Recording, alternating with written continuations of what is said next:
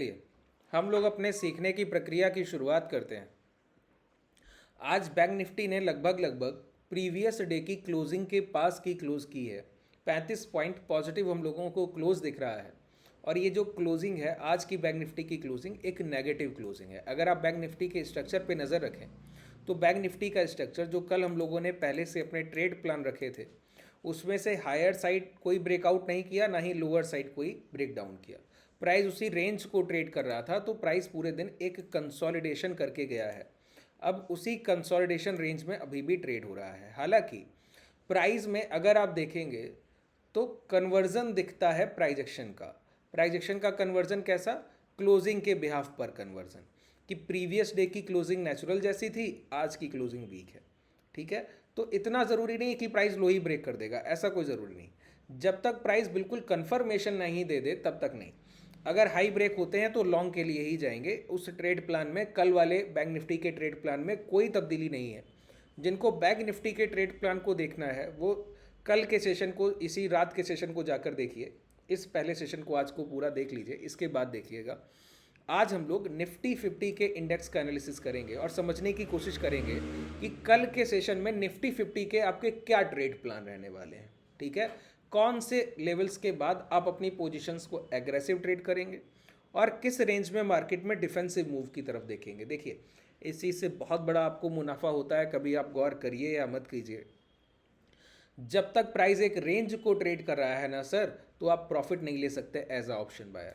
और range trading बड़ी मुश्किल होती है आइडेंटिफाई करना अगर आपने अपने लेवल की मार्किंग बेहतर नहीं की। अब एक बात बताइए, आज का 52,200 का आज की क्लोजिंग 52,188, 35 पॉइंट पॉजिटिव है।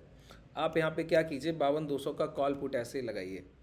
ठीक है, तो आपको ये समझ आएगा कि ऑप्शन बायर किस तरीके से at the money call put की बात कर रहा हूँ, ऐसा नहीं बहुत दूर नहीं जा रहा हूँ। अब एक बात बताइए, 52,200 की कॉल जिन लोगों ने आज पूरे दिन खरीदी और बैठे रहे, या फिर जिन लोगों ने 52,200 का पुट खरीदा और पूरे दिन बैठे रहे, बाजार 35 पॉइंट ऊपर बंद हुआ है बैंक निफ्टी, और ये 47 पॉइंट नेगेटिव बंद हुई, ये 73 पॉइंट नेगेटिव बंद। तो टोटल मिलाकर कॉल पुट बायर ने जो पैसा दिया है 70, 40 और ये 10, लगभग 120 पॉइंट। अब बताइए, ये 120 पॉइंट कौन लेकर गया, सेलर, और देकर कौन गया, बायर। ठीक है, 120 पॉइंट सर, और प्राइस तो वहीं का वहीं ट्रेड कर रहा है। तो इसीलिए मैं बताता हूं कि कब आपकी पोजीशन एग्रेसिव होंगी, वो लेवल, वो प्राइस आपके लिए बहुत महत्वपूर्ण है। आपको अपॉर्चुनिटी गेनर बनना है, लगातार पोजीशन में बैठे रहना, बार बार position execute exit execute exit, ये काम जो ट्रेडर कर रहे हैं वही परेशान है। तो जब मैं आपको बोलूं कि इस रेंज के अंदर सिर्फ सपोर्ट रेजिस्टेंस ट्रेड होंगे, वो सिर्फ अपॉर्चुनिटी गेनर, जिसको पता है कि ऑप्शन बाइंग 5 या 2 मिनट में स्कैल्पिंग करके कैसे निकलना है, वही कर सकता है। आप नहीं कर सकते। आप किसी मेजर ब्रेकआउट या ब्रेकडाउन के बाद ही अपना पोजीशन प्लान करेंगे, वही आपके लिए सबसे मुफीद है। ठीक है, तो इस वहम में मत रहिए कि कोई दूसरा कमा ले रहा है आप बैठे नहीं। आप अपने पैसे को बचा के रखिए, आपकी पहली जीत है।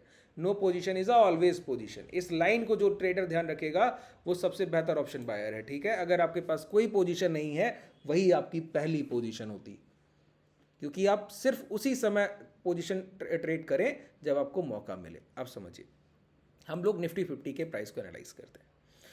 निफ्टी 50 का रिसेंट मोमेंटम क्या है कि प्राइस अपने लास्ट हाई, जहां से पिछली गिरावट आई थी 25,300 से, बाजार ने 24,700 के आसपास के लो लगाए थे। अगर इसको राउंड फिगर में 24,800 मान लिया जाए तो 25,300 और 24,800, तो नियर अबाउट 500 पॉइंट का ये गिरावट है।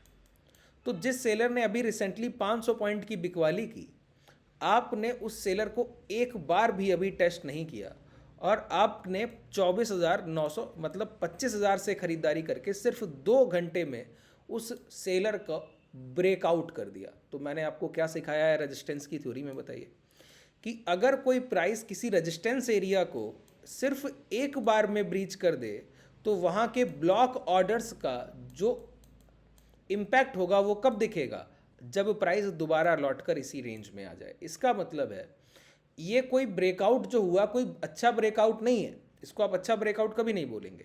इम्पैक्ट में प्राइस कहीं तक जा सकता है। अब इम्पैक्ट में कहाँ तक जा सकता है ये कैसे पहचाना जाए, और कब प्राइस लौट कर दोबारा इसके अंदर आ जाएगा ये कैसे पहचाना जाए। तो ट्रेडिंग में एक बात कही जाती है सर, वही मैं आपको बोलता हूँ, जो सोचता है वो नहीं ट्रेड करना है। जो आपको चार्ट पर दिखेगा वो ट्रेड करेगा, ठीक है। तो जब प्राइस लॉट आएगा ना इस रेंज में, तभी आपको दिखेगा अंदर आ गया है, तो ही तो जानिएगा कि अंदर आ गया है, तभी आप शॉर्ट करेंगे। तो हमको वेट करना है कि निफ्टी 50 कब दोबारा लौट कर 25,400 जो ट्रेड कर रहा है वो अभी 25,320 या राउंड फिगर देखिए 25,329 का रेजिस्टेंस दिखता है, इसका मतलब है 25,300 के पुट पर सबसे ज़्यादा ओपन इंटरेस्ट होगा।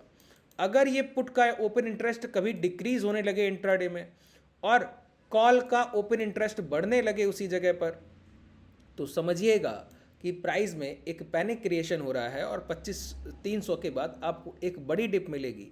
यकीन मानिए पहला टारगेट आपका ये 25,100 के पास होगा, मिनिमम बता रहा हूँ, 300 अगर ब्रेक होता है तो पहला। दूसरी बात, जब प्राइस इस 25,300 के अंदर आएगा तभी शॉर्ट होगा, उसके पहले शॉर्ट नहीं, 5-10 मिनट की क्लोजिंग भी चाहिए वहाँ पर, ठीक है, तभी शॉर्ट होगा। अभी हम इस ट्रेड प्लान तक पहुँचेंगे, मैंने आपको शुरुआत में बता दिया। अब दूसरी बात पर आते हैं, जब भी कोई रेजिस्टेंस एरिया, ये एक रेजिस्टेंस है, प्राइस वहाँ से गिरा था सर, अब उसको आप डायरेक्टली ब्रेक करने चले गए हैं, तो मैंने बोला कि इम्पैक्ट में प्राइस कहीं तक जाए, जब भी लौट कर इसके अंदर आएगा वहाँ से शॉर्ट होगा। तो इम्पैक्ट में कहाँ तक जाएगा ये कैसे पता किया जाए, तो इसके लिए एक सिंपल तरीका है कि प्राइस में एक ब्रेकआउट वैलिडेशन जब तक नहीं होगा तब तक वो फेक ब्रेकआउट है। ब्रेकआउट वैलिडेशन का मतलब क्या है कि जो भी रेजिस्टेंस एरिया है उसके ऊपर जिस कैंडल, पहली कैंडल ने क्लोज किया, जिस कैंडल से ब्रेकआउट हुआ, जब तक उस कैंडल के हाई के अबव कोई क्लोजिंग नहीं मिलती तब तक कोई ब्रेकआउट नहीं। तो सबसे पहले देखिए, अगर आप गौर करें तो इस कैंडल से ये ब्रेकआउट हुआ और उस कैंडल के हाई के ऊपर अभी तक एक सिंगल कैंडल की क्लोजिंग नहीं आई, सिंगल एक कैंडल का क्लोज नहीं है सर। तो अभी तक ब्रेकआउट वैलिडेशन नहीं हुआ, सिर्फ ब्रेकआउट हुआ है। इसका मतलब है बहुत हाई चांस है कि प्राइस यहाँ पर ब्रेकआउट वैलिडेशन करने की जगह ब्रेकआउट ट्रैपिंग कर दे, ठीक है, इसके चांस बहुत ज़्यादा है। हुआ नहीं है तभी मैंने आपको पहले बोला, होगा तो ही ट्रेड करेंगे, 25,300 के नीचे बाजार आएगा तो ही शॉर्ट करेंगे, कल मॉर्निंग खुलते ही नहीं शॉर्ट करेंगे सर, ठीक है। दूसरी बात समझिए, जब प्राइस किसी रेजिस्टेंस एरिया को इम्पैक्ट में ब्रेक करता है और वो वैलिडेशन उसका हो जाए, जैसे ये ब्रेकआउट हुआ, ब्रेकआउट का वैलिडेशन हो गया, तो प्राइस तब तक रिवर्स नहीं होगा और मोमेंटम बहुत शार्प होगा। कब तक? जब तक कोई लास्ट स्विंग लो ब्रेक ना हो। अभी रिसेंटली लास्ट स्विंग लो क्या है बताइए, प्राइस को थोड़ा बड़ा कीजिए तो आपको समझ आएगा, 1 2 3 4, देखिए प्राइस में इसके बाद प्राइस का लास्ट स्विंग लो ये, फिर ये प्राइस ऐसे एक बार हाई लगाया 25,440 के आसपास के, फिर ये लो लगाया 25,290, फिर गया अब लो लगाया 25,330, फिर गया अब की बार लो लगाया 25,340, फिर गया अब की बार लो लगाया 25,353। तो प्राइस क्या कर रहा है, अपने स्विंग लो को शिफ्ट कर रहा है हायर साइड। ये कब किया जाता है, एक बात बताइए, ये एक गार्डन और आप अपनी पोजीशंस को आगे बढ़ाएं, एक एक कदम आगे बढ़ाएं, तो एक कदम आपने आगे रखा, फिर एक कदम आगे रखा, फिर एक कदम आगे, किस लिए आगे कदम रख रहे हैं, और आगे जाने के लिए। यहाँ पे क्या कर रहा है, बायर ने पहली खरीदारी 294 पे की, दूसरी 333, फिर उसके बाद 337 के पास लो, फिर 356। तो बायर अपना कदम तो आगे बढ़ा रहा है, लेकिन आगे कहाँ जा रहा है ये बताइए। पहली बार के आपके इम्पैक्ट हाई ये है 436 440 के पास, अभी तक प्राइस ने उसको ब्रेक नहीं कर पाया। तो सेलर अपनी पोजीशंस पे पकड़ बनाए हुए है जब तक हाई ब्रेक नहीं हो रहा है, और बायर लगातार पोजीशन को शिफ्ट करने की कोशिश कर रहा है, सेलर को प्रेशराइज कर रहा है कि किसी तरीके से डिमांड को बनने दे। अगर ये डिमांड बन गई तो मोमेंटम बहुत वाइल्ड हो जाएगा, क्योंकि इतने बड़े सेलर के सामने आप इतने नीचे से खरीदारी करके एक अनटेस्टेड जोन को ब्रेक करके और उसका ब्रेकआउट वैलिडेशन करा लें, और फिर मोमेंटम जो आएगा वो बहुत वाइल्ड होता है, बहुत शार्प होता है सर, उसके लिए तो तैयार रहिएगा, ठीक है। अगर आता है तो, अगर आता है तो, और अगर नहीं आएगा तो क्या होगा, लोअर साइड ब्रेकडाउन 25,300 के नीचे। तो इसको हम क्या कहते हैं, स्विंग की शिफ्टिंग, ठीक है, स्विंग की शिफ्टिंग। अब ये इस टाइम फ्रेम पर आपको बेहतर नहीं दिख रही, अभी हम लोग higher top to bottom approach ना सर, कल के सेशन में बताया, तो टॉप आवरली टाइम फ्रेम अभी हम लोग देख रहे हैं, फिर छोटी पिक्चर जाके देखेंगे, ठीक है। तो अभी मैंने आपको क्या बताया, अगर ये ब्रेकआउट वैलिडेशन हो जाए और वैलिडेशन होने के बाद भी प्राइस अपना कोई लास्ट स्विंग लो ब्रेक ना करे तब तक चलेगा। जहां एक लास्ट स्विंग लो ब्रेक होगा वहीं से सेलिंग ट्रिगर होगी, वहीं से सेलिंग, जितना प्राइस चल के जाए लास्ट स्विंग लो एक बार ब्रेक हो, उसके नीचे की क्लोजिंग मिले, जो भी, जैसे प्राइस 25,450 है, यहाँ से चल के जाए 550, फिर जाए रिट्रेसमेंट करे 500 का लो लगाए, फिर चल कर जाए 650, फिर एक लो लगाए 550 का, फिर चल कर जाए 750, अब जाके 550 को ब्रेक कर दे, यहीं से सप्लाई आएगी, प्राइस सीधा यहीं पर पूरा जितना चल के गया पूरा रिकवरी करेगा। ठीक है, तो मोमेंटम तो ये शार्प होगा हायर साइड, लेकिन जब तक कोई स्विंग लो नहीं ब्रेक हो रहा, अभी भी वही बात है, जब तक कोई स्विंग लो ब्रेक नहीं हो रहा तब तक प्राइस रुका हुआ है। जैसे ही कोई स्विंग लो ब्रेक होगा 25,300 के अंदर मार्केट, वहीं से शॉर्ट। ठीक है, अब चलते हैं छोटे टाइम फ्रेम पे कि जो चीज़ें हम लोग इस तरीके से बड़े टाइम फ्रेम पे देख रहे हैं उसी तरीके का कोई प्राइस क्या लोअर टाइम फ्रेम पर भी दिख रहा है क्या, ये तो देखना ज़रूरी है ना सर, कि जो प्राइस हम लोग हायर टाइम फ्रेम पर देख रहे हैं वैसा ही कोई प्राइस एक्शन आपको लोअर टाइम फ्रेम पर देखने को मिलता है क्या। तो हमको क्या करना होगा, 5 मिनट के टाइम फ्रेम पर जाते हैं। ठीक है, अब यहाँ पे देखिए वही चीज़ है जो मैं आपको बता रहा, क्या हो रहा है बताइए। टॉप तो शिफ्ट नहीं हो रहा है, टॉप वहीं का वहीं है, प्राइस पहली बार यहाँ चल कर गया, एक बार टेस्ट किया, दूसरी बार चल कर गया, तीसरी बार चल कर गया, अब प्राइस वहाँ पे यहाँ क्लोज कर गया। ठीक है, अब प्राइस आकर अगर ये लो ब्रेक करेगा तो ये इतनी बार टेस्ट हो चुके हैं, लो ब्रेक होते ही यहाँ से बिकवाली होगी। और ये बिकवाली का टारगेट इतना बड़ा क्यों बता रहा हूँ, क्योंकि ये जो रैली आपके सामने आई थी, अगर आप गौर करें, इस सिर्फ रैली पे अगर आप गौर करें तो आपको पता लगेगा कि ये एक लाइन ड्रॉ कीजिए और ये एक 90 डिग्री का एंगल, कोई भी प्राइस जब 90 डिग्री के एंगल में हायर डायरेक्शन या लोअर डायरेक्शन मोमेंटम करता है, तो जब हायर डायरेक्शन जा रहा है तो बीच में किसी भी सपोर्ट को बनाते हुए नहीं जाता है, वो एक गैप की तरह होता है कि पूरा प्राइस गैप उसको फिल करेगा। कि अगर 90 डिग्री के एंगल में कोई प्राइस हायर साइड चल के गया तो यहाँ पे जो बायर बाजार को रोक पा रहे हैं वही रोक के बैठे हैं। एक बार प्राइस आकर ये लो ब्रेक किया तो समझिएगा अगला टारगेट यही है। बात क्लियर हो गई, क्योंकि यहाँ पे बीच में कोई भी खरीदार ही नहीं, जितने खरीदार है या तो यहाँ है फिर यहाँ, बीच में कोई बायर नहीं, तो ये बायर्स के लिए पूरा गैप है, रेंज है। तो एक सप्लाई यहाँ पे आखिरी खरीदार को काट दीजिए, उसके बाद अगले खरीदार कहाँ मिलेंगे, इसी जगह मिलेंगे 25,000 के पास।